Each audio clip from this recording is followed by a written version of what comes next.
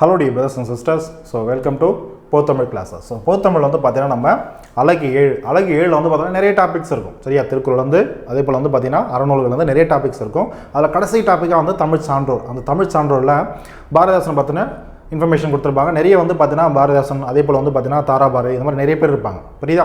So அப்போ தமிழ் சான்றோட தலைப்பில் நம்ம பாரதிதாசனை பற்றி ஆல்ரெடி வந்து பார்த்தீங்கன்னா ஒரு பார்ட் 1 வீடியோ பார்த்துருப்போம். என்ன வீடியோனா 6th ஸ்டாண்டர்ட்லேருந்து 10th ஸ்டாண்டர்ட் கூடிய நியூ புக்கில் பாரதிதாசன் எங்கெங்கெல்லாம் இருக்காரு அப்படின்றதெல்லாம் நம்ம பார்த்துருப்போம். ஏன்னா பாரதிதாசன் வந்து பார்த்தீங்கன்னா ஒரு பெரிய டாபிக். எப்படி பாரதியார் வந்து ஒரு பெரிய டாபிக், அதே போல் பாரதிதாசன் ஒரு பெரிய டாபிக். 6 to 12 புது புக்கு, 6 to 10 பழைய புக்கு. ஸோ இதெல்லாம் நம்ம எடுத்து பார்த்தோம் அப்படின்னா வேர் டு ஸ்டடியில் ஆல்ரெடி கொடுத்துருப்பேன். ஏன்னா அவர் இடத்துல கொட்டி கிடக்கிறார். யார்? பாரதிதாசன் எல்லாமே கொட்டி கிடக்கிறாங்க. அப்போ பாரதிதாசனை பற்றி நம்ம ஒரே வீடியோவில் போட்டோம் அப்படின்னா வீடியோவில் எந்த அப்போ உங்களுக்கு கஷ்டமாக இருக்கும். அதெல்லாம் வந்து பார்த்தீங்கன்னா பார்ட் 1 வீடியோவை 6 to 10th இருக்கக்கூடிய நியூ புக் தனியாக போட்டிருப்பேன்.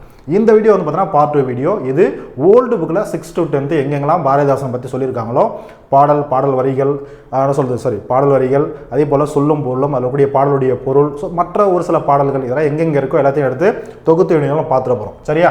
ஸோ அப்போ 1 by 1 பார்க்கலாமா? ஸோ ஃபஸ்ட்டு வந்து பார்த்தீங்கன்னா 6ஆம் வகுப்பு. ஸோ 6th ஸ்டாண்டர்ட் வந்து பார்ப்போம். ஸோ 6ஆம் வகுப்பு பழைய புத்தகத்தில் இசை அமுது அப்படின்ற தலைப்பு கீழே பாடல்கள் இருக்கும். ஸோ என்னன்றதை பார்த்துடலாம். சரியா?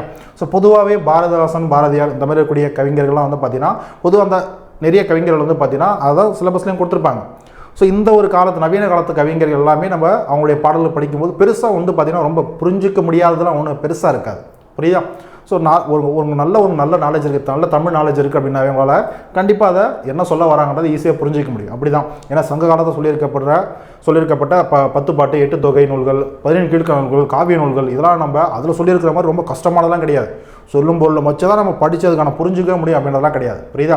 ஸோ ஈஸியாக புரியுற மாதிரி தான் நம்ம சொல்லியிருப்பாங்க. ஸோ எக்ஸாம் மைண்ட் ஆஃபில் எது இம்பார்ட்டோ எல்லாத்தையும் பார்த்துட்டு போயிடலாமா? ஸோ ஓகே, ஃபஸ்ட்டு பாருங்கள், முதல் பாடல் இசையமுதுன்னு சொல்லக்கூடிய அந்த ஒரு தலைப்பு கீழே மழையே மழையே வாவா. ஸோ மழையுடைய சிறப்பு சொல்கிற மாதிரி. ஸோ மழையே மழையே வாவா, நல்ல வானப்புணல் அப்படின்னா மழை நீர், அதான் வானப்புணலே வாவா, இவ்வையத்து அமுதே வாவா. புரியுதா? ஸோ அதான் சேர்த்து எழுதியிருப்பாங்க. நம்ம பிரிச்சும் படித்து பொருள் புரிஞ்சிக்கலாம். வையத்தமுதே வாவா அப்படின்றதுக்கும் வையத்து அமுதே வாவான்னு பிரித்து சொல்கிறதுக்கும் பொருள் இன்னும் உங்களுக்கு நல்லா புரியும் இல்லையா? ஸோ அதான். தகர பந்தல் தனதனவென்ன, சரியா, தாழும் கூரை சலசலவென்ன, நகர பெண்கள் செப்பு குடங்கள் நன்றெங்கும் கனகனவென்ன, திரும்பவும் மழையே மழையே வாவான்னு சொல்லக்கூடிய அந்த பாடல் வரி திரும்ப ரிப்பீட் ஆகும். ஏரி குளங்கள் வழியும்படி நாடெங்கும் இன்பம் பொழியும்படி, சரியா, பொடி வாரி தூவும், அதாவது மகரந்த தூள் இருக்கு இல்லையா, அதான். ஸோ பொடி வாரி தூவும் பூவும் காயும் மரமும் தழையும் நனைந்திடும்படி மழையே மழையே வா வா. சரியா? ஸோ அந்த பாடல் வரிகள் ஸோ ரொம்ப ஈஸியானது தான். படித்தாவே நம்மளுக்கு புரிஞ்சிடும் என்ன சொல்ல வரார் கவிஞர் அப்படின்றது நம்மளுக்கு ஈஸியாக புரிஞ்சிடும். தழையா வெப்பம் தழைக்கவும், குறையாத வெப்பம் குறைக்கிறதுக்கும், மெய் தாங்கா வெப்பம் நீங்கவும். மெயினானது இந்த இடத்துல நம்மளுடைய உடம்பு, மெயினானது உடல் இல்லையா, உடலுடைய வெப்பத்தை மெயில் தாங்கா, நம்ம உடம்பு தாங்கா வெப்பத்தையும் தழைக்கவும் நம்மளுக்கு என்ன வேணும்? கோடை காலம் வந்துச்சுன்னா ரொம்ப கஷ்டம் இல்லையா, மழை பெய்யும், எப்படா மழை பெய்யுன்னு பார்த்துட்டு இருப்போம். அதெல்லாம் சொல்ல வரார். சரியா? அதுக்கப்புறம் உழுவார் எல்லாம் மலை போல் எருதை ஓட்டி பொன்னீர் பூட்ட. உன்னை நம்பி தான் எல்லாம் இருக்கிறாங்க, பொன்னீர் பூட்டணும், நீ வந்து மழை பெஞ்சாதான் உழவர்கள் எல்லாமே உழுவாங்க. ஸோ வா வா மழையே மழையே வாவான்னு சொல்லக்கூடிய இந்த பாடல். ஸோ சொல்லும் பொருள் வானப்புணல் அப்படின்னா அந்த இடத்துல மழை நீர். வையத்து அமுது உலகின் அமுதம். ஸோ மழை நீரை என்ன சொல்கிறாரு? வையத்து அமுதுன்னு சொல்கிறார். வையம்னா என்னது? உலகம். அப்போ உலகத்துடைய அமுதம் நீதான். வையம்னா உலகம் நமக்கு தெரியும். தகரப்பந்தல் அப்படின்னா தகரத்தால் அமைக்கப்பட்ட பந்தல். தகரப்பந்தல் தனதன வேணும் பார்த்தோம் இல்லையா, மழை பெஞ்சனா எப்படி இருக்கும்? ஸோ அந்த சலசல தனதன அதெல்லாம் சொல்லியிருக்காரு. புரியுதா? பொடி அப்படின்னா அந்த இடத்துல மகரந்த பொடி. தழையினா நம்மளுக்கு தெரியும், செடியை தான் அதை பார்த்தோன்னா இலைகள், அதோட தழைன்னு சொல்கிறாங்க. தழையா வெப்பம்னா குறையாத வெப்பம். அப்போ ஒரு வெப்பம் குறையலை அப்படின்னாவே அது பெருகும் வெப்பம்னு கூட பொருள் சொல்லலாம். அப்போ பெருகும் வெப்பம் இல்லை குறையாத வெப்பம்ன்ற பொருள் படும். தழைக்கவும், தழையா அப்படின்னா குறையாத, தழை அப்படின்னா குறையின்னு அர்த்தம். புரியுதா? தழைக்கவும் அப்படின்னா குறைக்கவும். சரியா? ஸோ இதெல்லாம் ரொம்ப ஈஸியானது தான். ஸோ ஓகே, அடுத்து 7ஆம் வகுப்பில் பாரதிதாசன் பற்றின பாடல்கள். சரியா? 7ஆம் வகுப்பில் பாரதிதாசன் பற்றின பாடல் பழைய புத்தகம். ஸோ எங்கள் தமிழ் அப்படின்ற ஒரு தலைப்பு கீழே இருக்கும். ஸோ என்ன பாடல் அப்படின்றத பார்த்துருவோமா?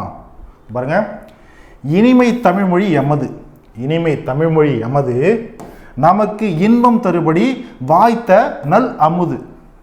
புரியுதா? கனியை பிழிந்திட்ட சாறு எங்கள் கதியில் உயர்ந்திட்ட, புரியுதா, யாம் பெற்ற பேரு. பிரித்து படிக்கணும். சேர்த்து கொடுத்துருப்பாங்க நிறைய கவிதைகள், என்ன சொல்கிறது, இந்த காலம் கிடையாது, அக்காலத்துலேருந்து இக்காலம் வரைக்கும் கவிதைகள் கவிஞர்களை சேர்த்து ஒரு சில இடத்துல போடுற மாதிரி இருக்கும். அதை நம்ம பிரித்து கூட படித்து பொருள் புரிஞ்சுக்கலாம். புரியுதா? தனிமை சுவையுள்ள சொல்லை எங்கள் தமிழினும் வேறெங்கும் யாம் கண்டதில்லை. அப்படின்றது யாம் கண்டதில்லை, நான் கண்டதில்லைன்னு சொல்கிறார். புரியுதா? நனியுண்டு காதல் தமிழ்நாட்டினர் யாவர்க்குமே தமிழ் மீதில் பாருங்க, மேன்றது இது கூட சேர்ந்துருக்கும், ஆனால் யாவர்க்குமே அப்படின்னு படிக்கணும். அப்போ தான் உங்களுக்கு பொருள் புரியும். சரியா? ஸோ திரும்ப வந்து பார்த்தோன்னா இனிமை தேர்வுன்னு சொல்லக்கூடிய அந்த பாடல் வரிகள் திரும்ப ரிப்பீட்டட் ஆகுது. அப்புறம் பாருங்க, தமிழெங்கள். சரியா? அங்கே பாருங்க, தமிழெங்கள் உயிர் என்பதாலே வெல்லும் தரம் உண்டு தமிழருக்கு இப்புவி மேலே. இந்த பூமி மேலான அர்த்தம். சரியா? தமிழ் எண்ணில் உயிர் பொருளாம் இன்ப தமிழுக்கு ஒன்று மேல். சரியா? ஸோ இன்ப தமிழ் குன்று மேல், குன்றுனா மலை. புரியுதா? இன்ப தமிழ் குன்று மேல் தமிழ்நாடெங்கும் இருளாம். புரியுதா? தமிழ்னு ஒன்று இல்லை அப்படின்னா தமிழ்நாடே மூழ்கி போயிடும். நம்ம சொல்ல முடியாது. பொதுவாகவே ஒரு மொழி அழிஞ்சிடுச்சு அப்படின்னாவே அந்த மொழியை சார்ந்தக்கூடிய மக்கள் அந்த இனமும் அழிஞ்சிடும் அப்படின்னு சொல்லுவோம். அப்போ மொழின்றது அவ்வளோ ரொம்ப இம்பார்ட்டன்ட். ஸோ தமிழ் மொழி அழிஞ்சிடுச்சுனாவே தமிழர்கள் இருக்க மாட்டோம், அந்த இனம்ன்றதே இருக்காது. ஸோ மொழின்றது ரொம்ப இம்பார்ட்டன்ட். சரியா? தமிழ் உண்டு, தமிழ் மக்கள் உண்டு, இன்ப தமிழுக்கு நாளும் செய்வோம் நல்ல தொண்டு. புரியுதா? அப்புறம் தமிழ் என்று தோல் தட்டி ஆடு, நல்ல தமிழ் வெல்க என்றே தினம் பாடு. ஸோ திரும்பவும் இனிமை தமிழ் சொல்லக்கூடிய அந்த பாடல் வரிகள் ரிப்பீட்டட் ஆகும். சரியாமா? நான் எதுக்காக நம்ம இந்த பாடல் வரிகள்லாம் பார்க்குறோம்னா, பாடல் வரிகளை கொடுத்து ஆசிரியரானு கொஷின் கேட்டுடலாம். புரியுதா? ரொம்ப இம்பார்ட்டன்ட். சும்மா நம்ம பேருக்கலாம் இந்த பாடல் வரிகளை படிக்கக்கூடாது. ஸோ இந்த பாடல் வரிகள் ஒரு வரிகை கொடுத்தாலும் இது பாரதிதாசன் பாடல்பா அப்படின்னு சொல்ல தெரியணும். சரியா? So okay. சொல்லும் பொருளும். கதி அப்படின்னா துணை. நம்ம சொல்லுவோமா, வீடே கதின்னு கிடக்கிறான்டா, அவன் ஒய்ஃபே கதின்னு கிடக்கிறான்டா சொல்லுமா, ஒய்ஃப் தான் அவனுக்கு துணை. எல்லாருக்கும் ஒய்ஃப் தான் துணை, அது வேறு விஷயம். சரியா? சொல்கிறேன். பேர் அப்படின்னா என்னது? செல்வம். யான் பெற்ற பேர் சொல்லுமா அப்படின்னா நான் பெற்ற உடைமை, என்னுடைய செல்வம்னு அர்த்தம். நனி அப்படின்னா என்னது? மிகுந்தி, மிக்க. நனி சிறப்பு சொல்லுமா, அதான். பாருங்க, தரம்னா தகுதி, புவினா உலகம். இதெல்லாம் உங்களுக்கு ஈஸியாக தெரியும். So okay. சொல்லும் பொருளும் பார்த்தாச்சு. அதுக்கடுத்து பாடலுடைய பொருள். இனிமை, துன்பம், அமுது, கனிச்சாரண, திகட்டும் சுவை மிக்கது எது? நம்மளுடைய தமிழ்மொழி. புரியுதா? அவ்வளோ சிறப்பு வாய்ந்தது. இத்தமிழ் சொல்லினும் சுவை மிக்க சொல் வேறெங்கும் இல்லை, நான் கண்டதில்லை, யாம் கண்டதில்லை அப்படின்னு பேர் வந்துச்சு இல்லையா, அந்த பாடலுக்கான பொருள். அச்சுவைமிக்க மொழியின் மீது தமிழ் மக்களுக்கு காதல் மிக உண்டு.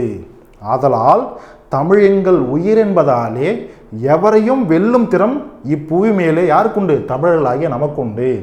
எம் தமிழ் எங்கள் விழியாதலால் அதன் ஒளி குன்றினால் நாடே, எந்த நாடே? நம்ம தமிழ்நாடே இருவில் மூழ்கிடும். யாரெல்லாம் தமிழை சார்ந்திருக்காங்களோ அந்த நாட்டுடையவங்க எல்லாமே இருளில் மூழ்கிடுவாங்க தமிழ் இல்லை அப்படின்னா.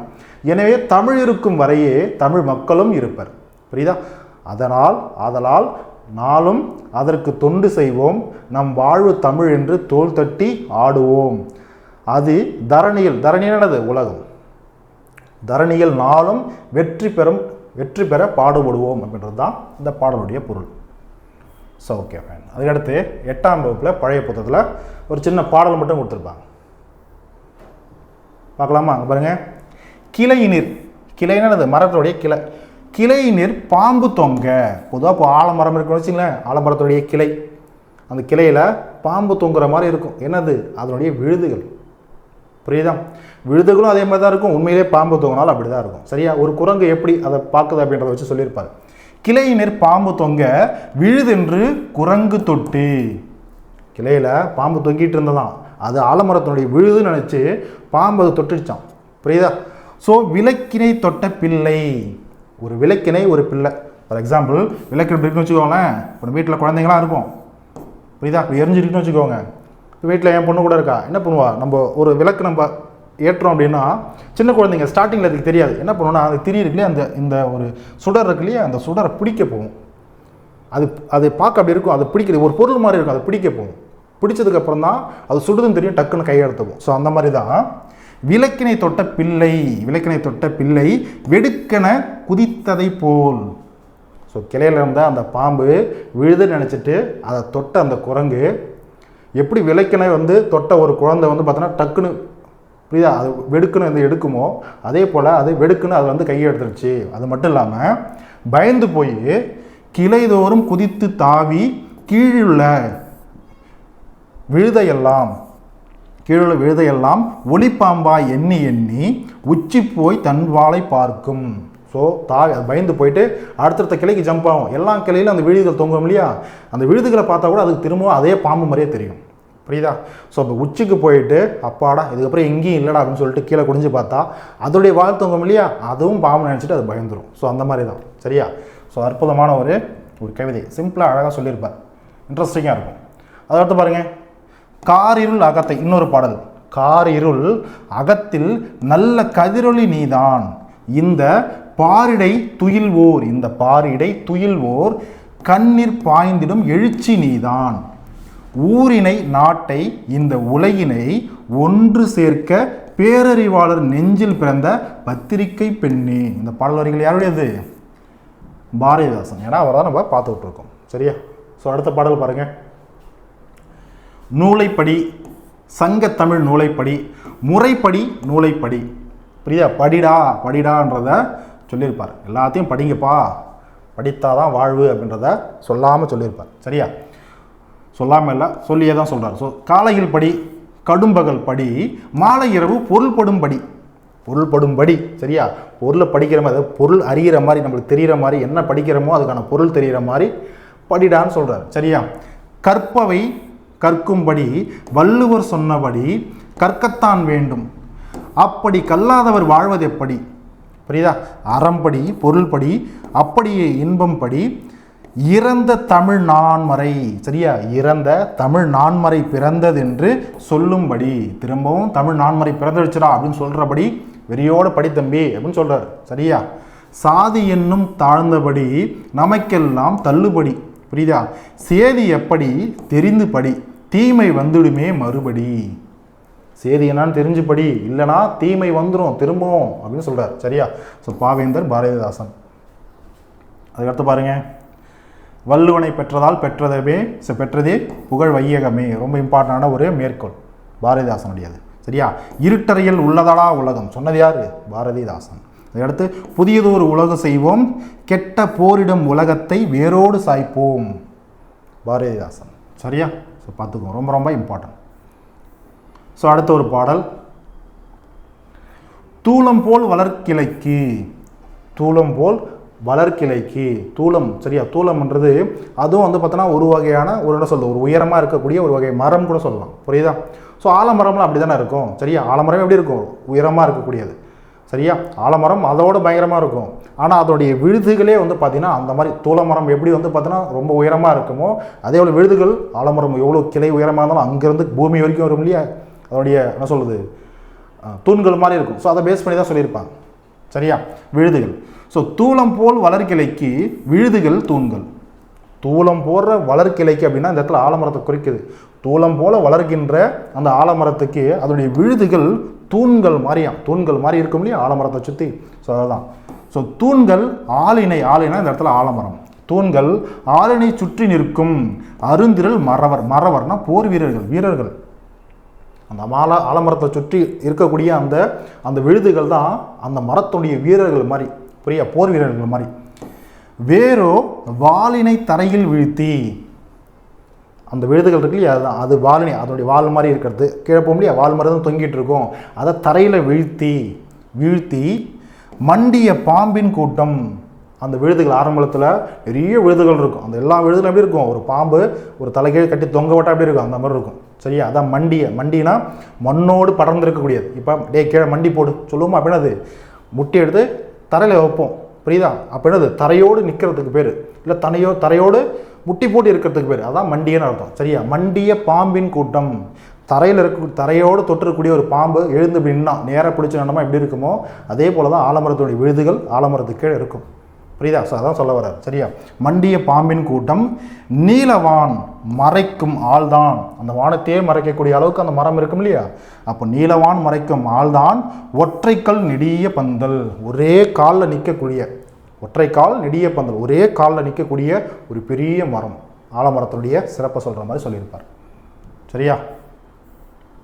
சரி, ஓகே. சொல்லும் பொருள், திரள் அப்படின்னா வலிமையின் பேர். இந்த இடத்துல மறவர் அப்படின்னா வீரர்களை குறிக்கும். ஓகேவா? ஸோ பாடலுடைய பொருள் பார்த்துருவோமா? தூளம் போல் வளர்ந்துள்ள ஆலங்கிளைக்கு, தூளம் போல வளர்ந்துடக்கூடிய ஆலங்கிளைக்கு விழுதுகள் தூண்களாக திகழ்கின்றன. புரியுதா? தூண்கள் எல்லாம் ஆலமரத்தை சுற்றி நிற்கும் வீரர்களாக காட்சியளிக்கின்றனர். வேர்கள் எல்லாம் தரையில் வாளை ஊன்றி தோன்றும் பாம்பு கூட்டம் போல் காணப்படுகின்றன. புரியுதா? வானை மறைக்கும் ஆலமரம் ஒற்றை காலுடன் விரிந்து பறந்த பந்தலாக தோன்றுகிறது. இதை நம்ம பார்த்தோம், அப்படியே பார்த்துட்டோம். ஸோ இருந்தாலும் ஒரு டைம் படித்து காட்டுறேன். ஸோ அடுத்த ஒரு பாடல் பாருங்கள்.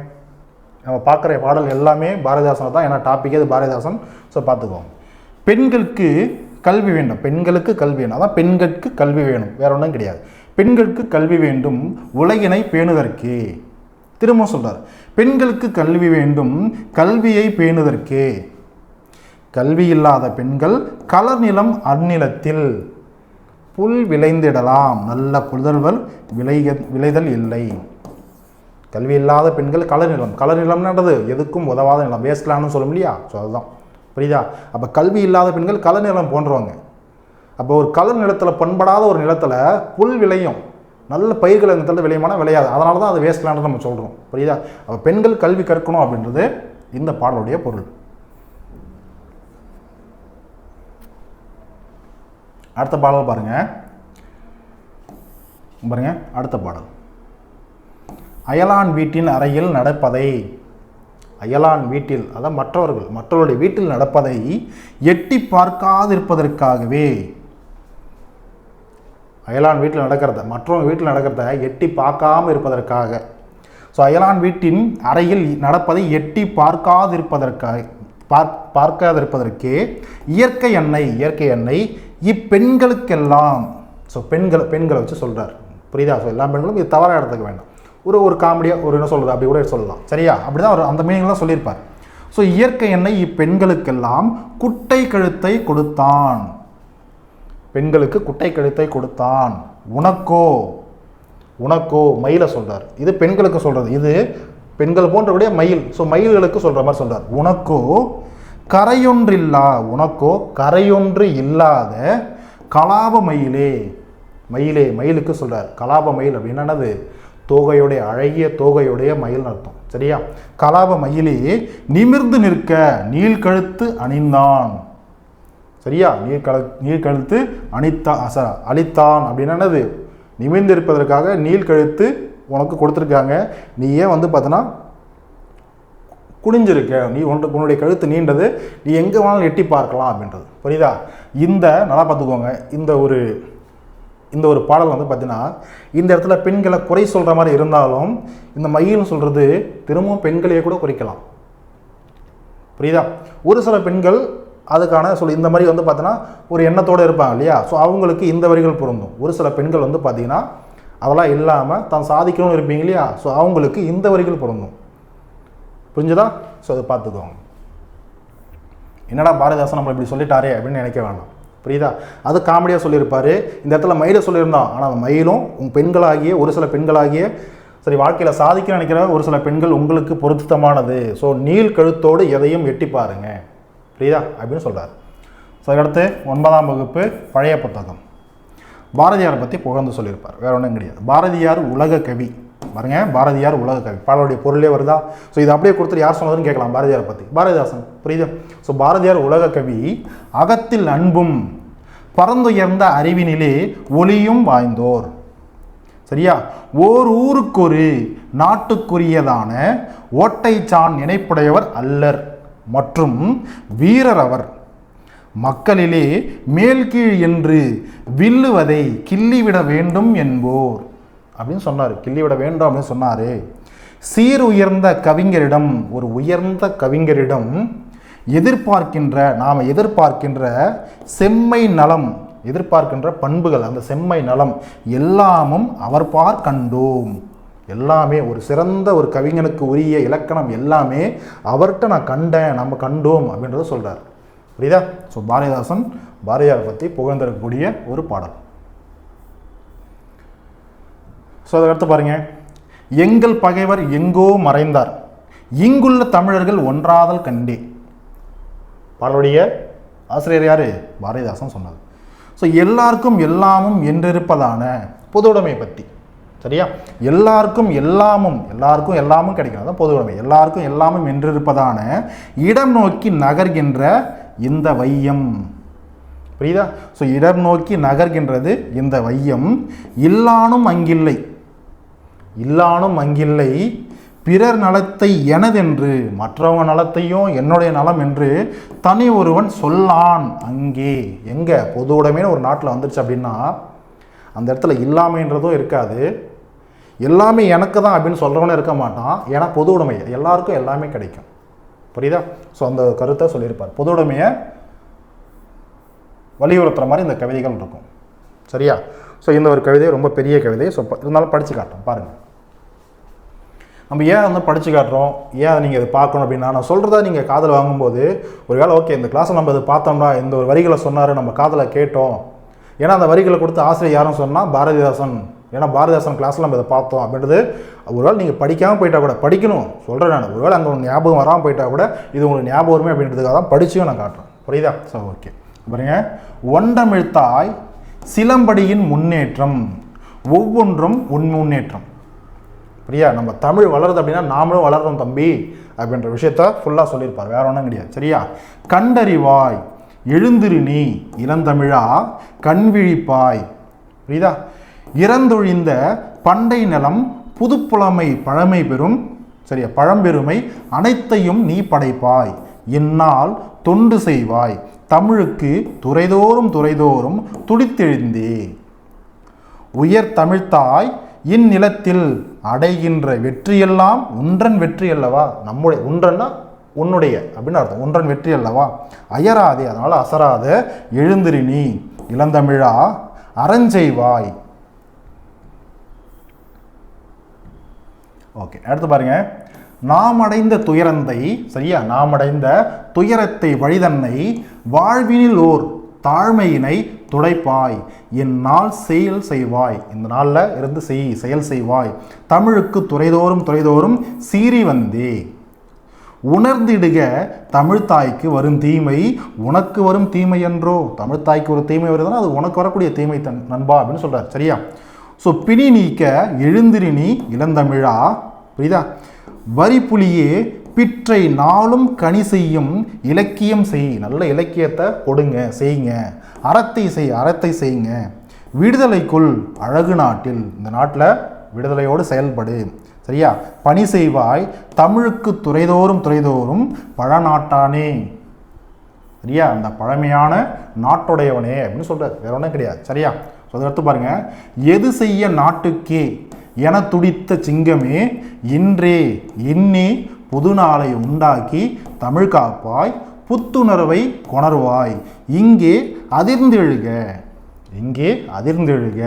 தமிழுக்கு துறைதோறும் அழகு காப்பாய். இதுதான் நீ செய்யத்தக்க எப்பணிக்கும் முதற்பணியாம் எழுக நன்றே. சரியா? ஸோ இது பாரதிதாசன். இதில் புரியாததான் ஒன்றுமே கிடையாது.